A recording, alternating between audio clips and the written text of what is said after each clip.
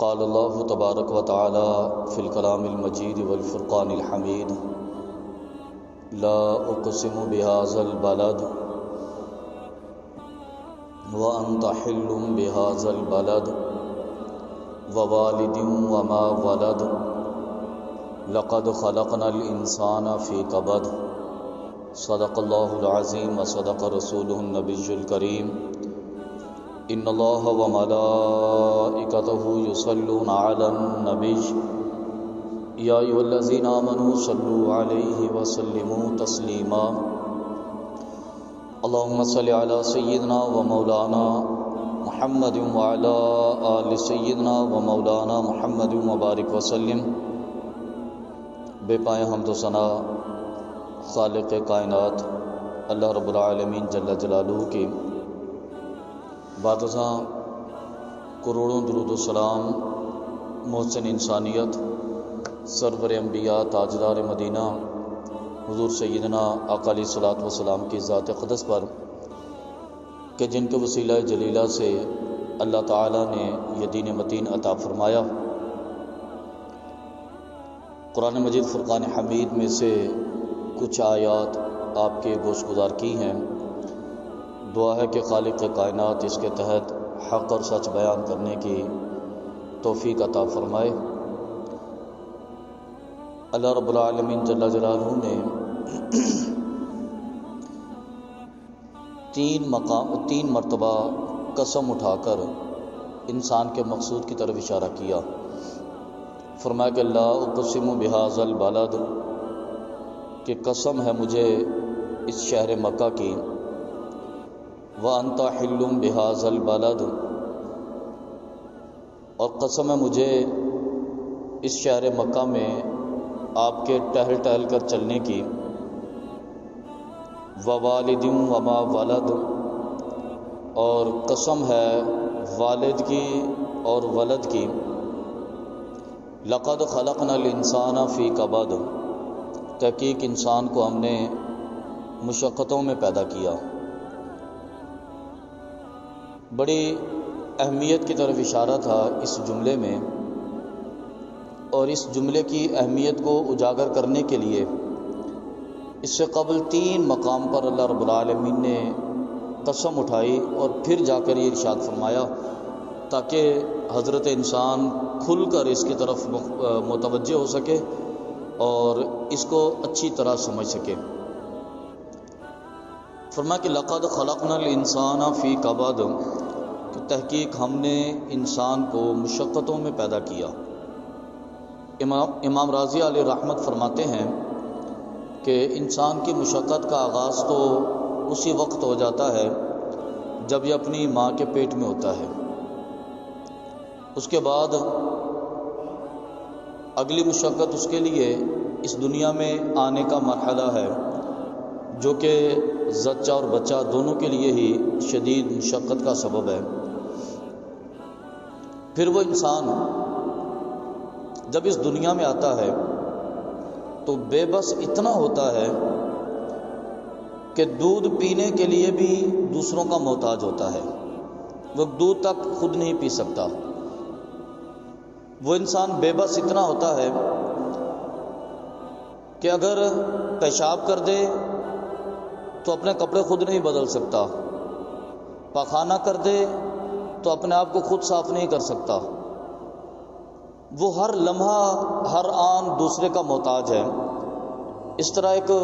طویل وقت گزر جاتا ہے، پھر اس کے بعد اللہ رب العالمین جل جلالہ اسے قوت دیتا ہے، اسے طاقت دیتا ہے، وہ چلنا شروع کرتا ہے۔ شروع میں درستی کانپتی ٹانگوں کے ساتھ چیزوں کو آہستہ آہستہ پکڑنا شروع کرتا ہے، ٹوٹے پھوٹے الفاظوں کے ساتھ بولنے کی کوشش کرتا ہے، اور پھر بالآخر ایک ایک لفظ کو جمع کر کے انسان کے پاس الفاظ کا ایک ذخیرہ بن جاتا ہے۔ یہ انسان جو اس قدر تیزی سے بولتا ہے کہ اس کی زبان کی تیزی کے سامنے ہوا بھی شرما جائے۔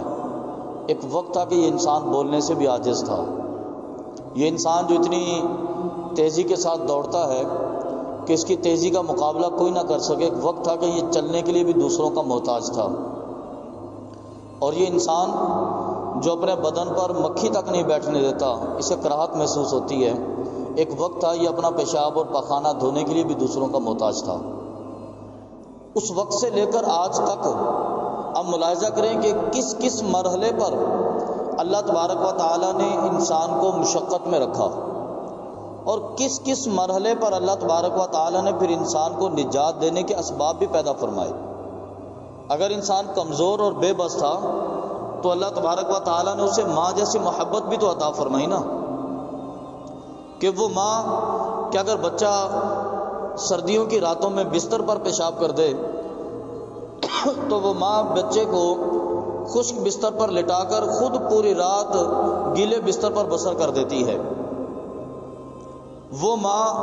کہ اگر بچہ بھوک سے بلکتا ہے تو وہ بے چین ہو کر اپنا کھانا پینا چھوڑ کے بچے کے لیے دودھ تیار کر کے اس کو دیتی ہے. وہ ماں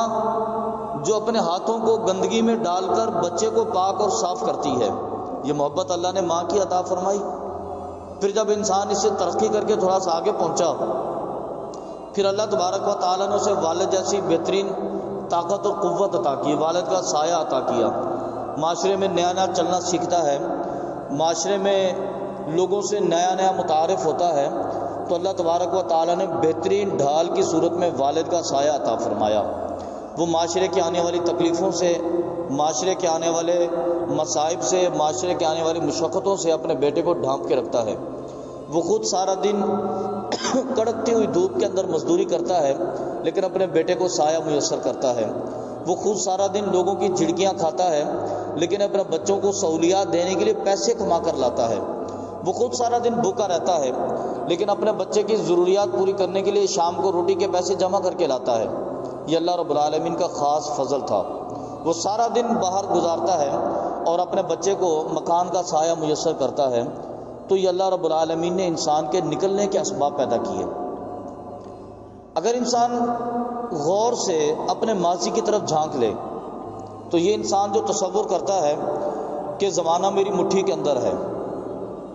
یہ انسان جو تصور کرتا ہے کہ میرے بولنے سے زمانہ چلتا ہے، یہ انسان جو تصور کرتا ہے کہ میری آنکھیں کھلتی ہیں تو زمانہ دیکھتا ہے، یہ انسان جو تصور کرتا ہے کہ میری وجہ سے شاید کائنات کا پورا سسٹم یا نظام چلتا ہے، اگر وہ ایک لمحے کے لیے یہ توجہ کر لے کہ میں یہاں تک پہنچا کیسے ہوں،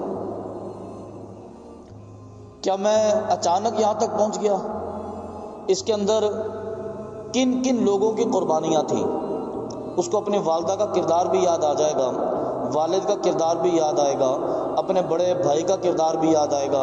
اپنی بڑی بہن کا کردار بھی یاد آئے گا، اپنے خاندان کے دوسرے لوگوں کا کردار بھی اس کو یاد آئے گا. اور اگر کردار یاد آ جائے اور انسان کا ضمیر تھوڑا سا بھی زندہ ہو، اب یقین مانیں کہ کردار کے یاد آنے کے بعد انسان پوری زندگی ماں باپ کے سامنے سر نہیں اٹھا سکتا، ماں باپ کے سامنے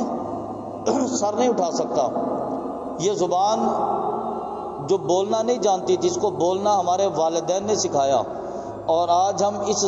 زبان کی تیزی اپنے والدین پر آزماتے ہیں. یہ ہاتھ جنہوں میں طاقت اور قوت نہیں تھی، اس میں طاقت اور قوت ہمارے والدین نے پیدا کی، آج ہم اس ہاتھ کی طاقت اور قوت اپنے والدین کو دکھاتے ہیں. یہ بھی علامت قیامت کی علامتوں میں سے ہے کہ نبی کریم صلی اللہ علیہ وسلم کی حدیث مبارکہ ہے کہ والدین اپنی اولاد سے ڈریں گے، اور آج بالکل وہی زمانہ ہے. پہلے دور میں اولاد ڈرتی تھی کہ کہیں والدین سے ڈانٹ نہ پڑ جائے، اور آج اولاد ڈنکے کی چوٹ پہ جو بھی کام کرتی ہے والدین ڈرتے ہیں کہ ہم نے کچھ کہہ دیا تو بچے ناراض ہو جائیں گے. تو یہ بھی تو قیامت کی علامتوں میں سے ایک علامت ہے کہ والدین کو بچے کی اصلاح کے لیے زبان کھولتے ہوئے ڈر لگتا ہے کہ میرا بچہ ناراض ہو جائے گا، میرا بچہ مجھ سے خفا ہو جائے گا. اس کی ایک بنیادی وجہ یہ بھی ہے کہ ہم نے لاڈ اور پیار کے اندر بچے کو اتنا زیادہ سر پہ چڑھا لیا کہ وہ چھوٹی چھوٹی بات پہ خفا ہوتا ہے، ہم اس کی منتیں کرنا شروع کر دیتے ہیں. شروع میں تو ہمیں لاڈ اور پیار اور محبت نظر آتی ہے، لیکن جب یہ لاڈ اور پیار شدت اختیار کر لیتا ہے، بچہ آؤٹ آف کنٹرول ہو جاتا ہے، پھر ہمیں یاد آتا ہے کہ بچے کے اندر اخلاقیات نہیں ہیں. تو بنیادی طور پر اس کی تربیت میں شروع سے یہ عنصر ہونا چاہیے، شروع سے یہ مادہ ہونا چاہیے کہ بچہ اپنے والدین کی اچھی بات کو سننا گوارا کرے، وہ کنٹرول کے اندر ہو، وہ سمجھتا ہو اپنے والدین کی باتوں کو کہ میرے والد نے یہ جو مجھ سے جملہ کہا ہے یہ میری بھلائی کے لیے کہا ہے۔ لیکن یہ بھی قیامت کی علامتیں ہیں بہرحال کہ والدین ڈرتے ہیں اپنی اولاد کے سامنے بات کرنے سے، تو اولاد کو ایک لمحے کے لیے مڑ کر ماضی کی طرف دیکھنا چاہیے کہ آخر ہم جو اتنے طاقتور ہو گئے، ہم جو اتنے مضبوط ہو گئے، ہم جو اتنے پاورفل ہو گئے، ہمیں یہاں تک پہنچانے کے لیے کردار کس کس کا تھا۔ اور اس کا سب سے بہترین طریقہ جو ہے، آپ کو آئینہ دکھانے والی حقیقت جو ہے وہ یہ ہے کہ ہمیں یہ تو یاد رہتا ہے کہ ہمارے حقوق کیا ہیں۔ ہم اپنے بچوں کو سمجھاتے ہیں کہ بیٹا تمہیں پالنے کے لیے میں نے کتنی مشقت کی ہے، کتنی اذیتیں برداشت کی ہیں، میں نے تمہیں یہ سہولت بھی دی ہے، میں نے یہ سہولت بھی دی ہے۔ اگر ہم اپنے بچوں کے لیے دیکھتے ہیں تو ذرا ایک لمحے کے لیے تصور کریں کہ ہمارے والدین نے بھی یہ سب کچھ ہمیں دیا ہوگا۔ کوئی بات نہیں، اس وقت اتنا سوشل زمانہ نہیں تھا، اتنی سہولیات نہیں تھی، لیکن انہوں نے اپنے دور کے مطابق تو دیا۔ بلکہ میں سمجھتا ہوں کہ ان سہولیات کے مقابلے میں جب اس وقت سہولت نہیں تھی تو تب انہوں نے بہت زیادہ اذیت اور مشقت برداشت کی ہوگی۔ آج ہمارے پاس گاڑی موجود ہے، 2 کلومیٹر اسکول دور ہوتا تھا، بچے کو گاڑی میں لے کر جاتے ہیں، گاڑی میں لے کر آتے ہیں، اور اگر پوری زندگی اس پہ یہ احسان رکھتے ہیں کہ میں تمہیں گاڑی میں لے کے جاتا تھا، گاڑی میں لے کے آتا تھا، میں باؤنڈ ہو گیا تھا تمہارے لیے۔ اور ہمارے والدین نے تو یہ 2 کلومیٹر کا سفر ہمیں اپنے کندھوں پہ اٹھا کے کیا ہوگا نا۔ گاڑیاں تو نہیں ہوتی تھی، بلکہ جس دور میں ہم بچے تھے اس وقت تو سائیکل بھی میسر نہیں ہوتے تھے۔ وہ کس مشقت میں لے کر گئے ہوں گے، کس تکلیف کا سامنا انہوں نے کیا ہوگا، کیسے ہماری کتابیں پوری کی ہوں گی، کیسے ہمارے دوسرے ضروریات کے اسباب میسر کیے ہوں گے۔ اگر ہم یہ چیزیں سوچ لیں، ہمیں احساس ہو جائے، تو اب یقین مانیں کہ کوئی بھی شخص اپنے والدین کے ساتھ بد اخلاقی کرنے کا تصور کر ہی نہیں سکتا، کیونکہ اس کا ضمیر اسے ملامت کرے گا کہ میرے والدین نے مجھے کس انداز میں پالا پوسا، جوان کیا، آج مجھے لوگوں کے سامنے بولنے کے قابل کیا، میں 4 افراد کے اندر بیٹھتا ہوں، سب سے نمایاں نظر آتا ہوں، میں کسی مجلس میں جاتا ہوں، سارے لوگ میرے احترام میں کھڑے ہو جاتے ہیں، میں 4 لوگوں میں بات کرتا ہوں، لوگ خاموش ہو کے میری بات کو سنتے ہیں، میں جب گفتگو کرتا ہوں تو لوگ میری باتوں کو نوٹ کرتے ہیں۔ یہ کیوں ہوتا ہے؟ اس لیے ہوتا ہے کہ میرے والدین کی محنت نے مجھے یہاں تک پہنچایا ہے،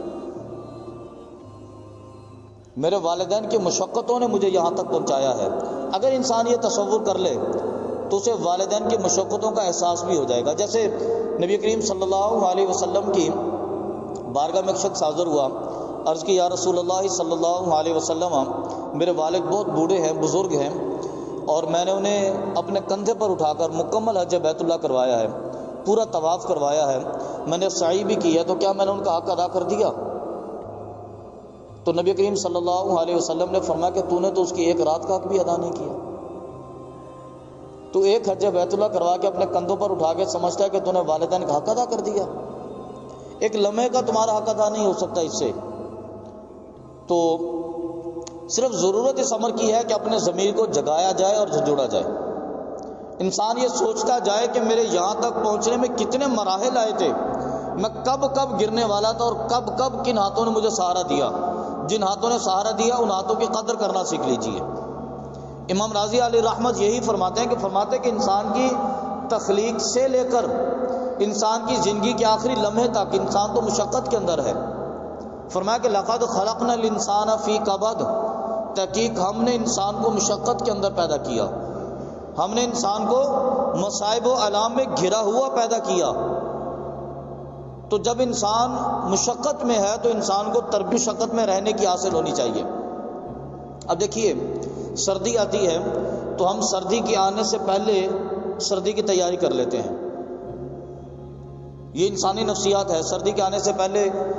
گرم سوٹ بھی سلوا لیے، سردی کے آنے سے پہلے جیکٹس وغیرہ بھی خرید لی، اپنی شال بھی نکال لی، کمبل بھی نکال لیے، گرم بستر بھی تیار کر لیے۔ پھر جب سردی آتی ہے تو ہمیں اذیت اور تکلیف نہیں دیتی، بلکہ ہم سردی کو انجوائے کرتے ہیں، سردی سے لطف لیتے ہیں، سردی کی کیفیت کو محسوس کرتے ہیں۔ اور جب گرمی آتی ہے تو گرمی کے آنے سے پہلے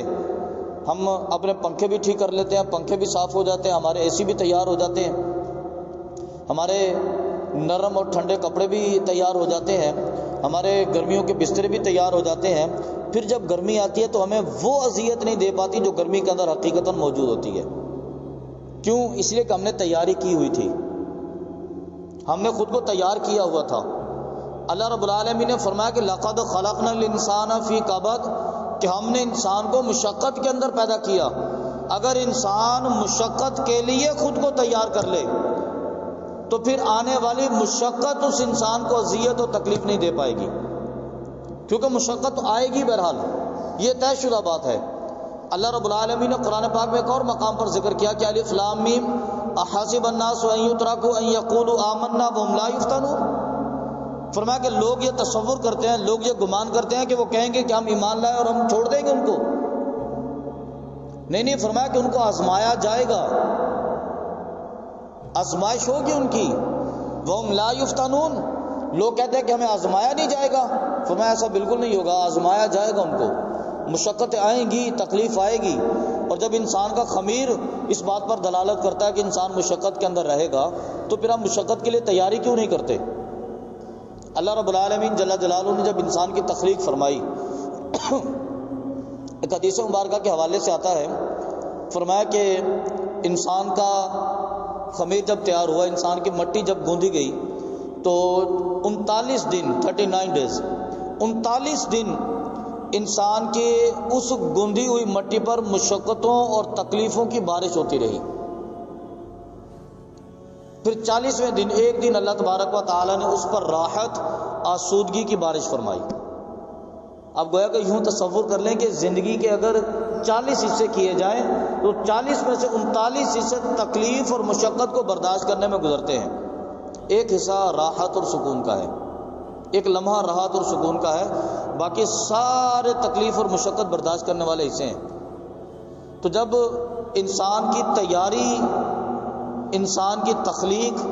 انسان کی دنیا میں آمد اور دنیا کی ساری زندگی جب ہے ہی مشقتوں کے اندر، تو پھر انسان مشقت کی تیاری کیوں نہیں کرتا؟ مشقت کی تیاری کرنی چاہیے، لیکن ان مشقت کے لمحات میں اللہ رب العالمین انسان کو مختلف طریقوں سے آزماتا ہے۔ قرآن پاک میں اللہ رب العالمین نے معیار بھی ذکر کیا کہ وَلَنَبْلُوَنَّكُمْ بِشَيْءٍ مِّنَ الْخَوْفِ وَالْجُوعِ وَنَقْصٍ مِّنَ الْأَمْوَالِ وَالْأَنفُسِ وَالثَّمَرَاتِ، فرمایا کہ ہم انسان کو آزمائیں گے، یا تو انسان کو کسی جگہ سے ہلاکت کا خوف ہوگا، یا انسان کو مالی طور پر کمزوری کا خوف ہوگا، یا انسان کو رزق کی کمی کا خوف ہوگا، یا انسان کو پھلوں کی کمی کا خوف ہوگا۔ یہ مختلف طریقے آزمائش کے، لیکن فرمایا کہ وبشر الصابرین، کہ جس بندے نے ان آزمائشوں میں صبر کر لیا، وہ رویا نہیں، اس نے ناشکری نہیں کی، اس نے جزا فدا نہیں کی، اللہ تبارک و تعالیٰ کی بارگاہ میں اس کی دی ہوئی نعمتوں پر ناشکری نہیں کی، فرمایا کہ وبشر الصابرین، بلکہ اس نے صبر کیا تو اللہ تبارک و تعالیٰ پھر خوشخبری عطا فرماتا ہے کہ اللہ اسے جنت عطا فرمائے گا۔ لیکن ہے اس بندے کے لیے کہ جو ان مشقتوں کے لیے تیار ہوا، ان آزمائشوں کے لیے تیار ہوا، اور ان آزمائشوں میں صبر کے ساتھ اس نے، قناعت کے ساتھ اس نے وقت گزارا۔ آزمائش جب آتی ہے اللہ رب العالمین کی طرف سے تو وہ اس لیے نہیں آتی کہ انسان بے شکری کرنا شروع کر دے، ناشکری پہ آ جائے، بے صبری کرنا شروع کر دے، بلکہ وہ آزمائش اس لیے آتی ہے کہ انسان صبر کرے اور اللہ کی بارگاہ میں کامیاب ہو جائے۔ یہ اللہ رب العالمین کی بارگاہ میں کامیابی کے لیے آتی ہے۔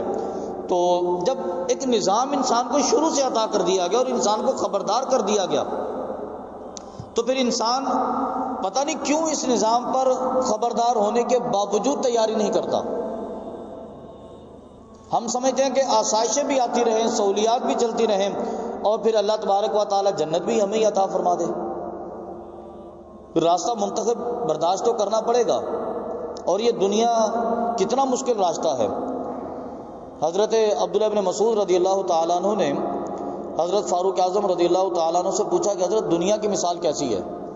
آپ دنیا میں زندگی گزارنے کو کیسے سمجھتے ہیں؟ آپ نے فرمایا کہ عبداللہ، کبھی خاردار وادی سے گزرے ہو؟ عرض کہ بالکل خاردار وادی سے گزرا، ایسی وادی، ایسا میدان کہ جس کے اندر کانٹے ہی کانٹے ہوں، ہر طرف کانٹے۔ تو فاروق اعظم نے پوچھا کہ کیسے گزرتے ہو؟ کہنے لگے کہ میں اپنے دامن کو بھی سمیٹ لیتا ہوں، اپنے کپڑوں کو بھی سمیٹ لیتا ہوں، پھر میں وہاں سے گزرتا ہوں۔ تو فاروق اعظم نے فرمایا کہ یہ دنیا خاردار وادی کی طرح ہے، یہ دنیا خاردار وادی کی طرح ہے، یہاں پر گناہوں کے کانٹے بھی ہوں گے، ناشکری کے کانٹے بھی ہوں گے،